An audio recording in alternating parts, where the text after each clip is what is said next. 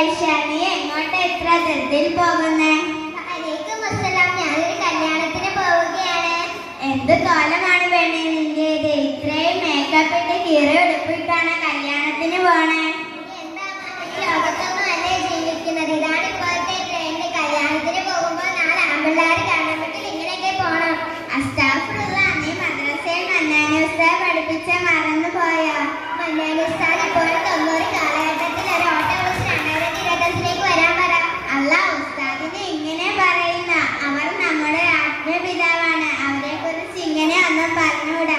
അവർ നമ്മുടെ നല്ലതിന് ഓരോന്ന് പറഞ്ഞു തരുന്നേ. അതിന് മാത്രം മന്നാനി ഉസ്താദ് എന്താ പറഞ്ഞു തന്നെ? അന്യപുരുഷന്മാരുടെ മുന്നിൽ നമ്മളുടെ ശരീരങ്ങൾ കാണിക്കാൻ പാടില്ല. മുടി പോലും മറ്റുള്ള പുരുഷന്മാർ കാണാൻ പാടില്ല.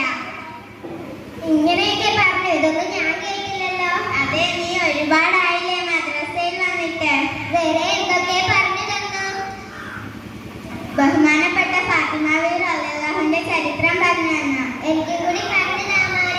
ഫാത്തിമ വീർ റളിയല്ലാഹു തന്റെ ഭർത്താവായ അലിയാര് തങ്ങളോട് പറഞ്ഞ എന്ത് എന്ന് അറിയാമോ? ഞാൻ മരണപ്പെട്ടാൽ എന്റെ ജനാസ രാത്രിയിലെ മറവ് ചെയ്യാവൂ. അന്യ പുരുഷന്മാർ എന്റെ ജനാസ കാണാൻ പാടില്ല.